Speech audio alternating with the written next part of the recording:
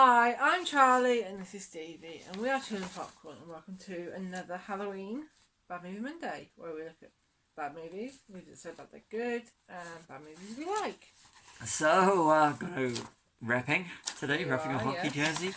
So, as we are doing this for the pure and simple reason that we are looking at Friday the 13th, Part 8. Yeah. Jason Takes Manhattan, released in 1989, directed by Rob Hedden.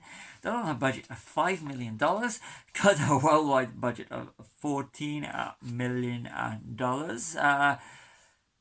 And stars Kane Hodder as Jason, Jensen Daggett, Charles McCulloch, Kelly Hugh, who played Lady Deathstrike in X-Men 2. Mm-hmm. Some trivia. This is trivia as usual from IMDb. Says Kane Hodder says this is one of the most fun parts of his tenure as Jason. Says, filming in Times Square. He says that spectators were lined up and down the block watching the filming, and he didn't want to take his mask off to destroy the illusion of Jason. Mm. According to an interview in Fangoria magazine 1989, Kane Hodder vomited on cue in the final scene after drinking several pitchers of water. This was not a special effect. Rob Hedden originally wrote more of a movie to be set in New York. Your budget to costs, so that's why they changed it. Mm-hmm. At around 1 hour 28, in the diner, the man Jason throws into a mirror is Ken Kirzinger, who would go on to play Jason in Freddy vs. Jason. Kirzinger also doubles Jason in a few brief shots. He's not Jason, I'm sorry. I got to say my Jason is Kane Hodder. I'm very pro Kane Hodder. You are? I think his incarnation of Jason is the best. Mm-hmm. Friday 7 especially. I like the look, and this one of course, and of course 9 and 10. Jason X, so I have a little opinion on here on that one. Yeah. Most of the cast had a Friday the 13th marathon and watched parts 1 through to 7 the day prior to shooting. They were intent on making Friday 8 the best one. What do you think? Is it the best one? Yeah. In promotion for the film, Kane Hodder appeared as Jason Voorhees on the Arsenio Hall show. He completed the entire interview without speaking and remained in character. Many of the actors pointed out to themselves the plot hole early in the filming of the movie. They wondered how a ship got out of Crystal Lake into the Atlantic Ocean. Since most of them are happy to be in a film, they didn't bring it to the producers or director.